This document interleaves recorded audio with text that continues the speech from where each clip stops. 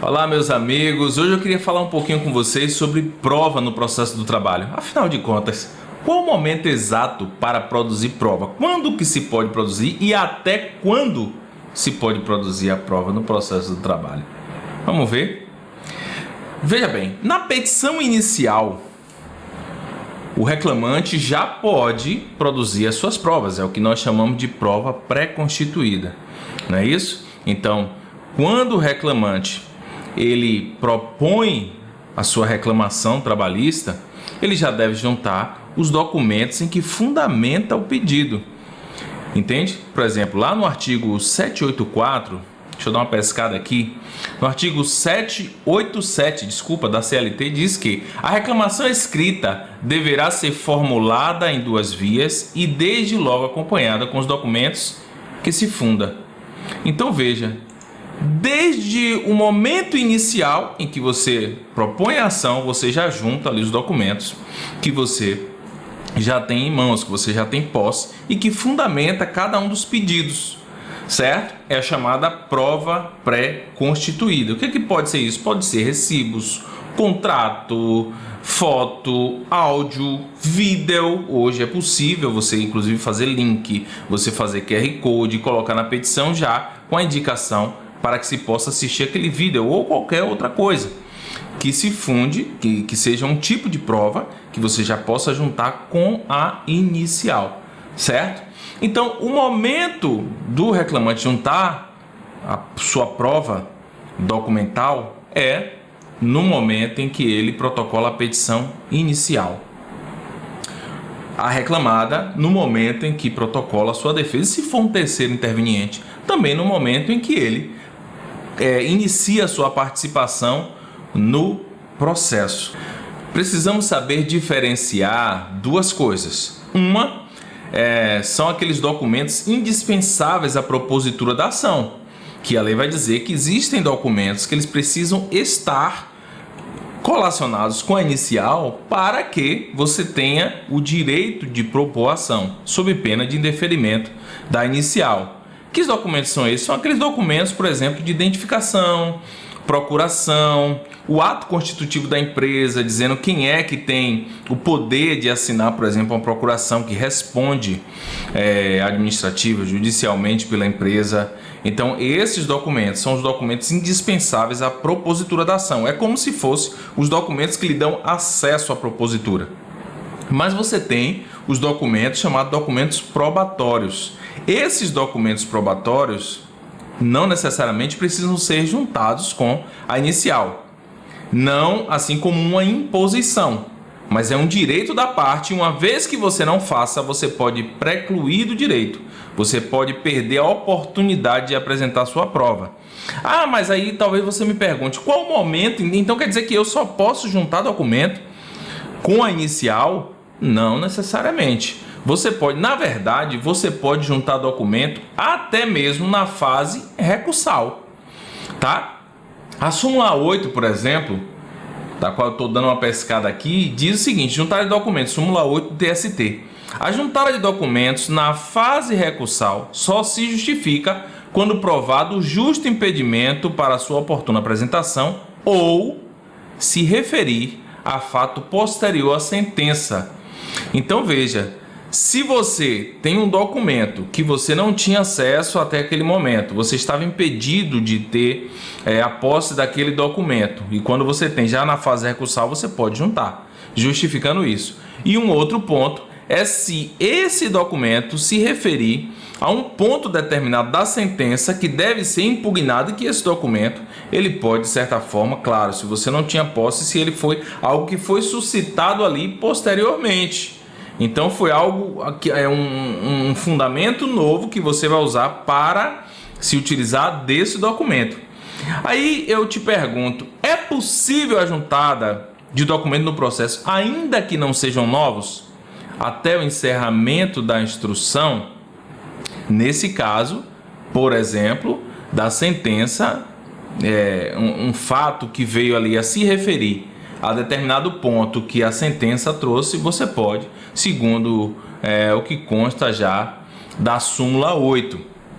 Então veja, você pode juntar documento, de certa forma, você pode produzir a sua prova em diversas fases do processo. Claro que com a sua devida limitação. Limitação esta que você não tem quando você protocola inicial, quando você junta a defesa, porque passou desse período, aí você tem que ter uma justificativa plausível para juntar desse documento. Tá certo? Eu queria falar com vocês aqui um segundo ponto. Que ponto é esse? As formalidades para juntar desses documentos no PJE.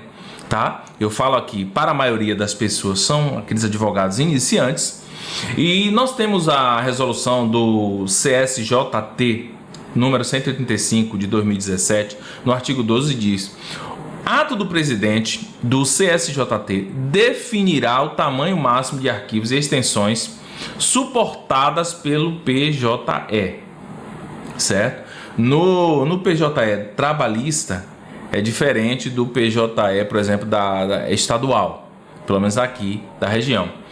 O PJE trabalhista, do processo trabalhista, ele comporta os documentos em até 3 megabytes, salvo engano, são 3 megabytes. Então, se você tiver um documento maior, qual é a ideia? Hoje tem muitos sites que você pode comprimir esse documento. Às vezes o documento, depois que você digitaliza ele, esse documento ele fica num tamanho que comporta aí 8, 9, 10, às vezes 20 megabytes. O que você faz? Você vai em um desses sites aí, que eu não vou fazer propaganda gratuita aqui, mas se você procurar, pesquisar na internet, você tem muitos sites aí que você pode, de repente, baixar esses documentos. Comprimir esses documentos, dividir PDF, que às vezes, vamos supor, já teve vezes comigo de eu juntar uma norma coletiva, por exemplo, a norma coletiva da categoria, e essa norma coletiva são muitas folhas, então ele dá lá 20 e tantos megabytes.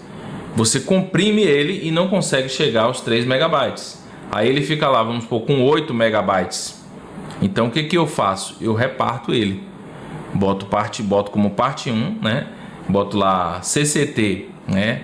Convenção Coletiva do Trabalho. Boto o ano e boto parte 1. Aí depois faço CCT, boto o mesmo ano, parte 2. E se não der em duas partes, eu CCT, tal ano, parte 3.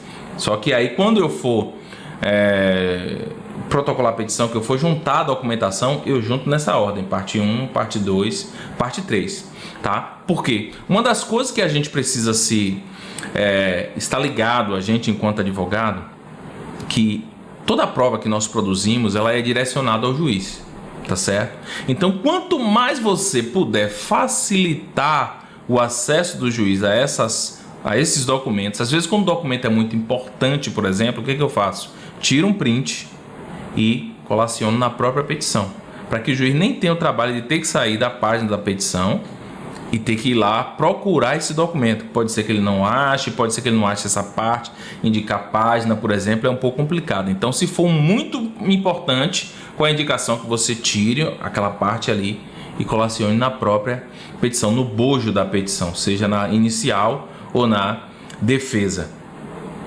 E do contrário, é que você coloque todo em ordem, inclusive na ordem cronológica. Como assim ordem cronológica? O ideal é porque assim, o contrato de trabalho ele tem uma ordem cronológica de acontecimentos. E o primeiro acontecimento de um contrato de trabalho qual é? É exatamente o contrato de trabalho. Você vai juntar o contrato de trabalho que vai dizer lá a data que iniciou. Aí você vai juntar a CTPS, certo? Porque lá também tem a data que iniciou. E você vai juntando esses documentos iniciais, o exame médico admissional. E aí você vai juntando contra-cheque na ordem cronológica, certo? Se o reclamante entrou em junho de 2018, esse é o primeiro que você vai juntar, o primeiro contra-cheque se você tiver em mãos. Claro, qualquer documentação nessa ordem cronológica, você vai juntando nessa ordem cronológica para que facilite a identificação pelo magistrado, já que a prova é produzida para o convencimento dele, é produzida e direcionada para o magistrado, certo? Então você tem que pensar sempre em facilitar para ele. Eu vejo que às vezes tem colega, uma vez um colega disse para mim assim: Aí eu não me preocupo em arrumar documento e tal, que é para poder a defesa, para não ficar fácil para a defesa. E vice-versa. Às vezes a defesa, já tive colega também que diz assim: ah, eu junto a defesa, como a defesa ela é juntada na hora da audiência, pelo menos na audiência inicial, né? Ou una, se for o caso, eu junto e deixo os documentos lá de qualquer jeito, porque às vezes documento torto, virar de cabeça para baixo, de lado, porque para não facilitar na hora que a parte fosse manifestar os documentos. Só que o seguinte, o que esse colega advogado está esquecendo é que essa prova ela é produzida para o juiz, tá? Então, se você não deixa de forma fácil para o juiz ver, você, de certa forma, vai estar dificultando que essa decisão, de certa forma, ela venha favorável à sua tese. Então, eu sempre procuro deixar o documento lá certinho, arrumadinho, certo? Sempre procurar deixar na ordem cronológica. Depois que eu aprendi essa forma de trabalhar, ficou muito mais fácil para mim. E eu tenho certeza também que todos aqueles que fazem dessa forma, você vai ter só vantagem. Então não tem por que não juntar esse documento, porque assim, tudo que você arguiu na inicial, você precisa provar. Seja com prova pré-constituída, seja na audiência de instrução. Então você tem que estar bem preparado, você tem que conhecer sobre o ônus da prova, você tem que saber quais são as matérias de fato que incube a você, ao seu cliente, né, a sua tese, que incube a você provar. Então você tem que chegar na audiência sabendo disso, porque isso vai facilitar o seu trabalho, vai agilizar o seu trabalho e aí é só vantagem. Pense o seguinte, se você está lá arguindo, por exemplo, horas extras, e na defesa, se a reclamada disser não havia horas extras, o ônus da prova é seu, certo? Porque ele negou o fato completamente. Mas se ele diz assim, não, as horas extras elas eram pagas por um banco de horas, de quem é o ônus da prova? Nesse caso já era reclamado. Se você sabe disso, se você vai para a audiência, ele não juntou nenhum documento que comprove que esses bancos de hora ele era realizado, que ele era pago. E aí também, ainda que ele junte, é uma prova, de certa forma, relativa, né? Você não tem, o entendimento não é absoluto, de que essa prova ela tem validade absoluta. A validade dela é relativa, presume-se, porém admite prova em contrário, certo? O PJE, ele também dispõe nas funcionalidades que permite o uso exclusivo de documento digital. A gente sabe que toda documentação no PJE tem que digitalizar. Isso foi uma das coisas que eu acho que facilitou a vida do advogado. E qual é o formato que você digitaliza? PDF. Digitaliza, deixa tudo prontinho. Como é que eu faço? Eu digitalizo cada documento, deixo na ordem cronológica e vou numerando. Aí eu boto lá, petição inicial. 2, procuração. Normalmente é nessa ordem. 3, documento de identificação. 4, comprovante de residência. Aí eu vou. 5, contrato de trabalho, se o reclamante tiver nesse caso. 6, CTPS. 7, e aí vou nessa ordem. E aí eu junto todo o documento nessa ordem, certo? Então, veja que tudo que a gente pode fazer para deixar tudo organizadinho. Um outro ponto que você tem que observar, e tudo isso aqui pode parecer uma bobagem, mas tudo isso aqui ajuda na constituição de prova. É que o seguinte, o PJE, cada documento que você junta, ele tem lá a nomenclatura dos documentos. Você vai clicar na abazinha e vai sair uma aba com várias nomenclaturas. Aí na nomenclatura você vai ter lá, procuração, você vai ter comprovante, documento de identificação, comprovante de residência no PJE da Justiça do Trabalho. Não lembro agora se tem, acho que não tem, mas aí você pode botar lá documento diverso e nomear esse documento. Então, tem colegas que juntam lá tudo como documento diverso e aí manda ver. Só que é o seguinte, como eu falei, quanto mais você identificar cada um dos documentos, porque quando você cita lá na petição inicial, o contrato de trabalho que o juiz vai olhar, ele já sabe, está lá escrito contrato de trabalho, ele já clica ali e já foi certo. Então, à medida que você vai nomeando corretamente cada um desses documentos, você vai facilitar o trabalho de todo mundo. O seu, claro, da defesa. Afinal de contas, o processo, meus amigos, ele precisa dar acesso às partes e a todos aqueles que atuam no processo para que o julgamento ele venha da melhor forma possível. Às vezes tem colegas que tentam macular, mas não é o ideal. O ideal é que a gente possa, na verdade, se utilizar dos meios possíveis, dos argumentos e fundamentos necessários para que possam embasar a nossa tese, mas a gente não pode, de certa forma, burlar o processo, até porque isso não adianta muito pelo contrário. Eu acho que prejudica mais do que ajuda. Quando você junta um documento, não nomeia o documento, quando você junta um documento de cabeça para baixo, de ponta cabeça, quando você junta um documento amassado que não está legível, certo? Então todas essas questões elas não ajudam, elas prejudicam. Pelo menos essa é a leitura que eu faço, certo?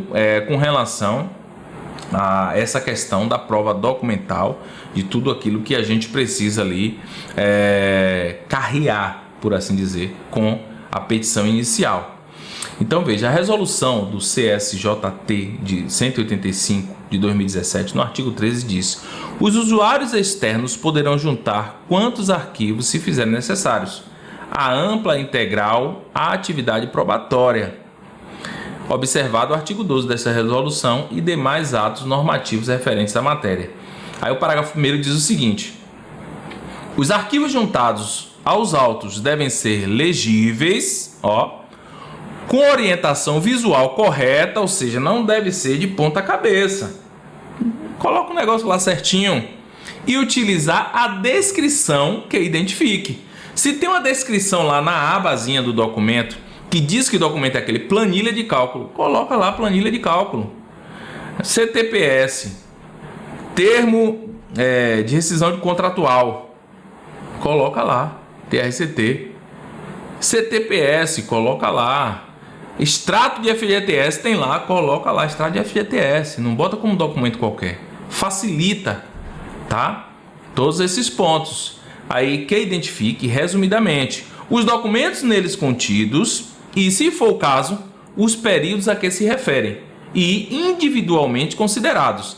Devem trazer os documentos da mesma espécie, ordenados cronologicamente. Então veja, isso não é algo da minha cabeça, é algo, na verdade, de uma orientação do próprio CSJT. Para quê? Para facilitar o trabalho de todo mundo. No parágrafo 2º diz o seguinte, do mesmo artigo 13: o campo descrição deve ser automaticamente preenchido pelo sistema com o mesmo nome do tipo do documento, mas sempre passível de edição pelo usuário, exceto quando o tipo de petição for manifestação. Porque às vezes você vai fazer uma manifestação, você vai colocar lá. Ou o tipo de documento for documento diverso. Se a manifestação você coloca, se é um documento diverso que não tem ali na lista, se a nomenclatura do documento não existe ali, você vai botar o documento diverso e aí tem uma segunda abazinha que você pode ali transcrever o nome correto desse documento. Tá bom? Então, são pontos que parecem não fazer diferença, mas tanto é assim que o CSJT se preocupou em trazer uma norma para que ela seja seguida à risca, tá bom? Um outro ponto que eu gostaria de falar aqui é sobre a inautenticidade documental. E aqui eu abro um parêntese para falar que inautenticidade documental é diferente de falsidade documental. Na inautenticidade, o documento, por exemplo, ele não condiz com o original. Você digitalizou lá e, por exemplo, a digitalização não ficou clara, está de outra cor, as letras estão escuras, não dá para ver direito, então tá inautenticidade documental. A falsidade documental, o incidente de falsidade que você inclusive vai arguir nesse caso, se por exemplo você chega para fazer uma audiência, a defesa juntou lá um documento e você vê uma assinatura de um contra-cheque que não é do reclamante, como já aconteceu comigo na prática. E aí eu olho para o reclamante e pergunto: essa assinatura é sua? Ele diz: não, essa não é minha. Essa não é. E aí o que você faz? Você vai impugnar o documento e inclusive você pode arguir o incidente de falsidade documental. Beleza?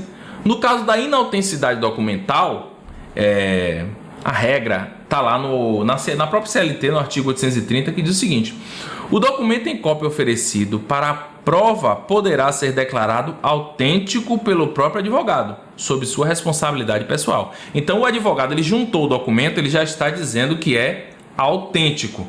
Mas isso não quer dizer, essa presunção é relativa, tá? Juris tanto, ela é relativa. Por quê? Esse documento ele pode ser impugnado. O próprio parágrafo único do artigo 830 diz lá: impugnada a autenticidade da cópia, a parte que produziu o documento da cópia será intimada para apresentar cópias devidamente autenticadas ou o original, cabendo ao serventuário competente proceder à conferência e certificar a conformidade entre esses documentos. Por exemplo, teve uma vez que eu fui fazer uma sustentação oral de um recurso foi até de um amigo meu, nem era meu. E no momento da sustentação oral, as custas do processo não estava legível o documento. Ele digitalizou, não ficou claro, não dava para ver direito se foi pago corretamente, o valor que foi pago. Então, naquele momento eu não pude sustentar, mas pedi para que transformasse aquele ato em diligência, certo? Quando você tiver uma intercorrência que você sabe que o erro é sanável, você pode fazer isso ainda na sustentação oral, que transformasse aquele ato em diligência, que eu ia providenciar o documento em original. E aí liguei para o colega, ele providenciou e fez exatamente isso, né? Uma vez que foi impugnado pela outra parte, dizendo que o documento não era autêntico, que não tinha sido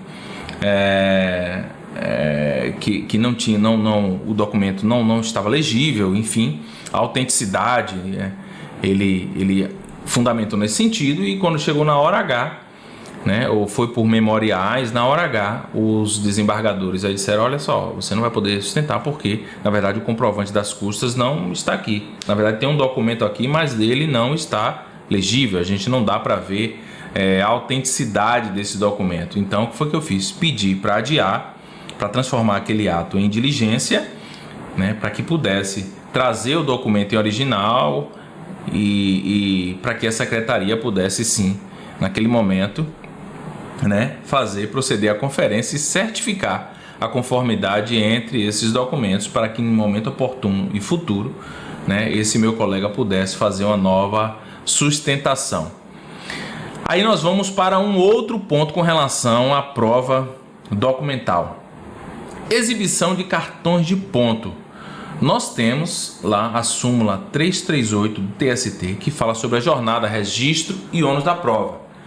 Então, o entendimento do TST já é que é ônus do empregador que contar com mais de 10 empregados. Isso aqui é a súmula, tá bom, gente? A súmula diz lá mais de 10 empregados. E isso é claro que houve uma alteração a partir de setembro de 2019, tá? Com a Lei de Liberdade Econômica, houve essa alteração para 20 empregados. Tá bom, mas então agora é 20? É 20 a partir de setembro. Se você está com um trabalhador e você está arguindo horas extras, né? Nesse caso, cartão de ponto. Então, se antes de setembro de 2019, tá, ele tinha mais de 10, você vai arguir esse período. Por quê? Pode ser que a empresa tinha, vamos supor, 15 funcionários. E esse seu cliente, ele trabalha lá desde 2017. A gente está em 2022. De 2017 a 2022 são 5 anos. Então, de 2017 a setembro de 2019, você vai requerer hora extra e o ônus da prova, nesse caso, é da reclamada, porque ela tem mais de 10. Agora, a partir de setembro de 2019, olha só como são as coisas, a observância dos pequenos detalhes. A partir de setembro de 2019, aí então, por conta da Lei de Liberdade Econômica, passa a ser 20 funcionários, que inclusive está lá no artigo 74 da CLT, que diz que as empresas que tiverem o estabelecimento com mais, o estabelecimento não é empresa, porque às vezes a empresa tem tipo 13 estabelecimentos e o que conta é o estabelecimento.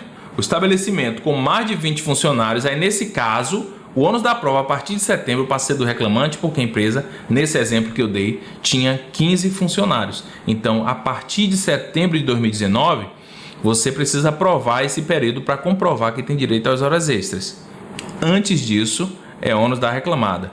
E aí fica a incógnita, né, de você levar um trabalhador.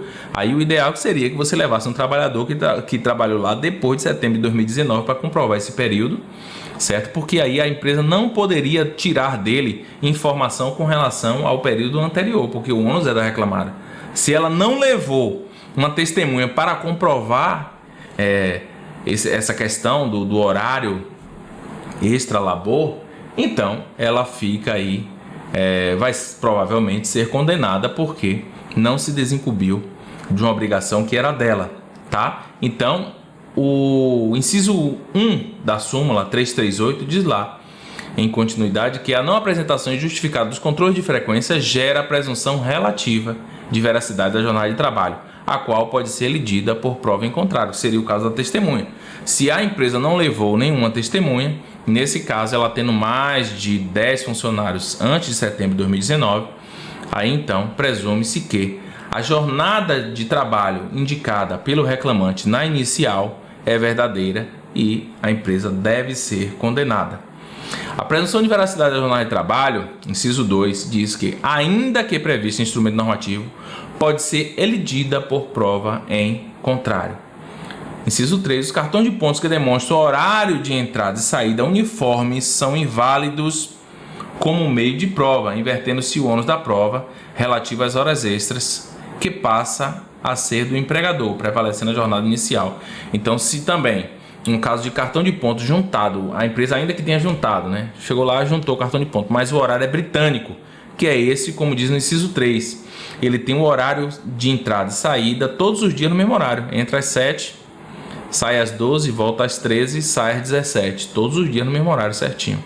Esse é o horário britânico. Agora, é claro, o reclamante deve impugnar esse cartão de ponto nesse sentido, que esses cartões de pontos são britânicos e o TST já entende que não é válido.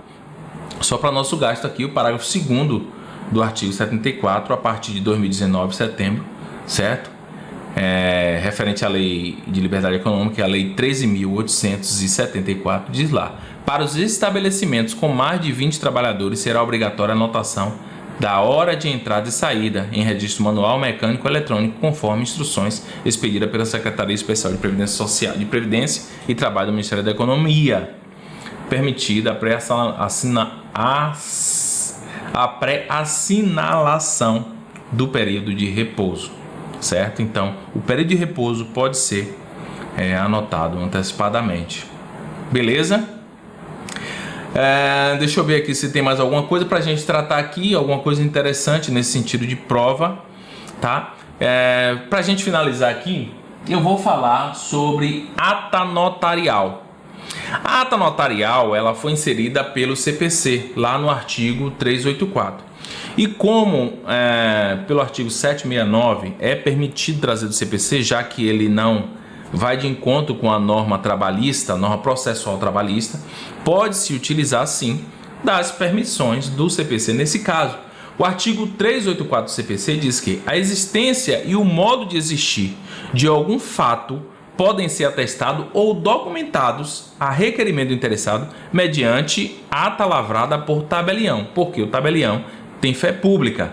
O parágrafo único diz: dados representados por imagem ou som gravados em arquivos eletrônicos poderão constar da ata notarial.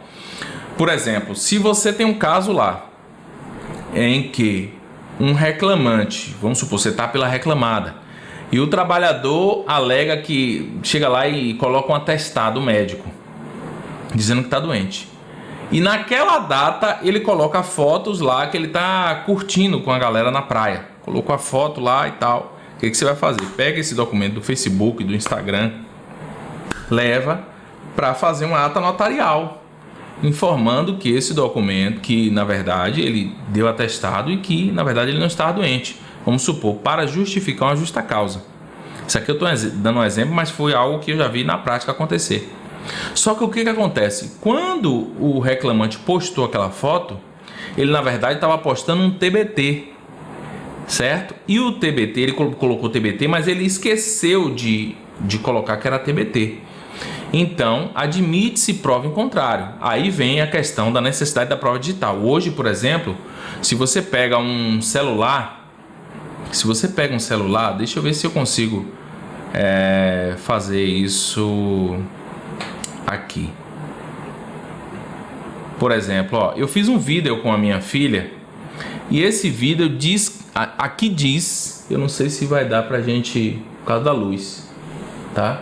Mas aqui vai dizer, vai estar os dados, o dia que eu fiz e o horário que eu fiz esse vídeo. Então o que acontece? Num caso desse, é a prova digital. É você comprovar aqui que na verdade aquela foto, assim como foi um vídeo, poderia ser uma foto. Então aquela foto ou aquele vídeo que foi postado lá, na verdade era um TBT. No caso, o reclamante ele só esqueceu de colocar que era TBT, que foi de uma outra data. Tanto é assim que comprova pelo registro do celular.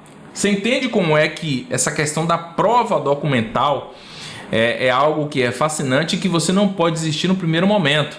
Ainda mais hoje com essa questão da possibilidade digital de você fazer diversos tipos de prova. Tem diversas formas, né? No nosso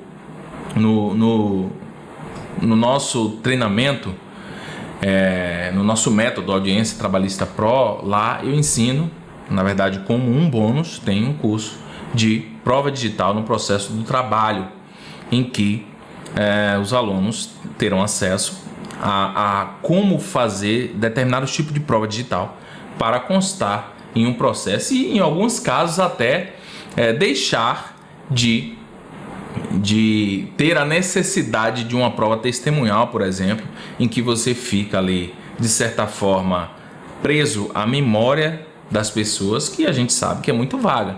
Às vezes você protocola uma ação esse ano, agora mesmo nesse período de Covid, por exemplo, teve ação que eu protocolei em 2019. E aí, com 2019 não, início de 2020 ali, e aí com toda essa questão do Covid, as reclamadas começaram a pedir adiamento, que a audiência tinha que ser presencial e tal. Então até hoje não conseguiu ter audiência de instrução. Aí você imagine, o trabalhador ele rompeu o vínculo com a empresa em 2019. Nós estamos em 2022, são 3 anos.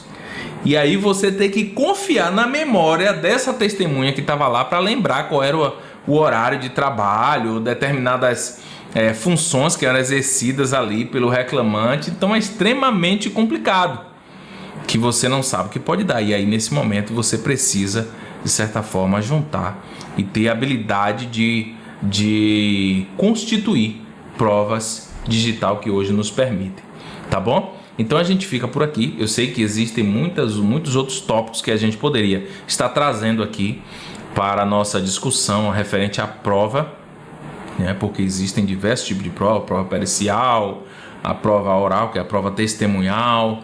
Então a gente poderia, mas ia ficar muito extenso e como eu não quero cansar você, a gente fala em um outro momento, tá bom? Um forte abraço e até a próxima, a gente continua se vendo por aqui.